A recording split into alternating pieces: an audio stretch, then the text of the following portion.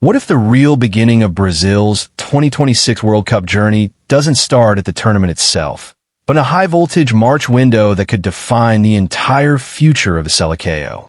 As the football world slowly turns its eyes toward the 2026 FIFA World Cup, Brazil are preparing to make a bold and calculated statement. The first FIFA international window of 2026 will kick off in March, and instead of easing their way back with low-risk friendlies, Brazil have chosen fire over comfort. In a move that underlines both ambition and urgency, the Brazilian Football Confederation has arranged two blockbuster matches against elite European opposition, two games that feel less like friendlies and more like early World Cup auditions. Brazil will face two-time world champions France and 2018 World Cup finalist Croatia, two teams that have repeatedly tested the limits of Brazil's tactical identity in recent years. These matches are not part of any qualification campaign. Brazil have no competitive fixtures scheduled in this window. Instead, these games exist for one reason only: maximum preparation for the biggest stage in world football. The CBF wants intensity, pressure, and real answers, and there is no better way to find them than by facing teams that know how to win when it matters most. Carlo Ancelotti, now firmly in control of Brazil's long-term project, has already hinted that these two games will carry extraordinary significance. According to the Italian coach, this March window will not simply be about experimentation. It will mark the official unveiling of Brazil's World Cup squad framework. In other words, this is where Brazil's 2026 World Cup story truly begins. That revelation has naturally raised one burning question among fans and analysts alike. When exactly will Brazil announce the squad for these decisive fixtures? Reports suggest that the CBF is planning to release the squad list in the first week of March, giving Ancelotti enough time to work with his selected group, while also sending a clear message to the rest of the footballing world. But timing is only part of the intrigue.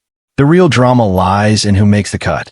Early indications point toward a fascinating blend of continuity, redemption, and youthful promise. One of the biggest talking points surrounding the squad is the possible return of Gabriel Jesus.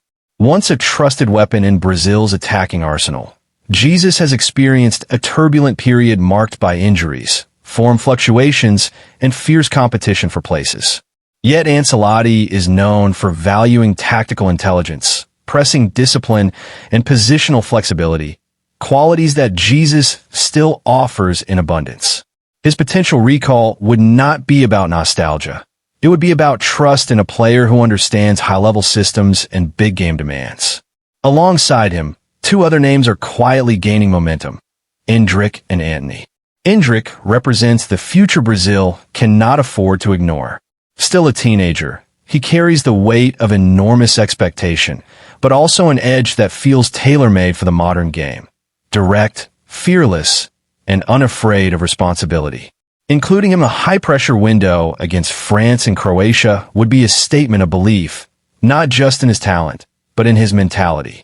Antony, on the other hand, stands at a crossroads. Once hailed as a symbol of Brazil's flair on the wing, his recent club performances have divided opinion. However, Ancelotti's interests suggest that redemption may still be on the table. In a system that values balance as much as brilliance, Antony's work rate and tactical width could offer solutions Brazil have been missing in recent tournaments.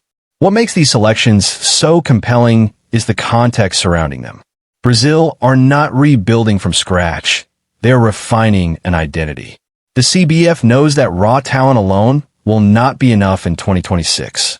Structure, adaptability, and psychological resilience will define success. Facing France, a team loaded with pace, power, and tournament pedigree, and Croatia, a side renowned for control, intelligence, and midfield dominance, will expose every weakness Brazil still carry. That is precisely the point. These matches are designed to hurt, to challenge, and to clarify. Ancelotti's approach suggests that by the time Brazil step onto the plane for the World Cup, there will be no uncertainty about roles, hierarchy, or tactical direction. This is why the March squad announcement carries such weight. It is not just a list of names. It is a declaration of intent. Who Brazil trusts now tells us who they believe can deliver when the lights are brightest. For fans, these games promise answers that have been delayed for years. Can Brazil finally combine their historic attacking flair with European-level control? Can experienced names rediscover their edge while young stars rise without fear?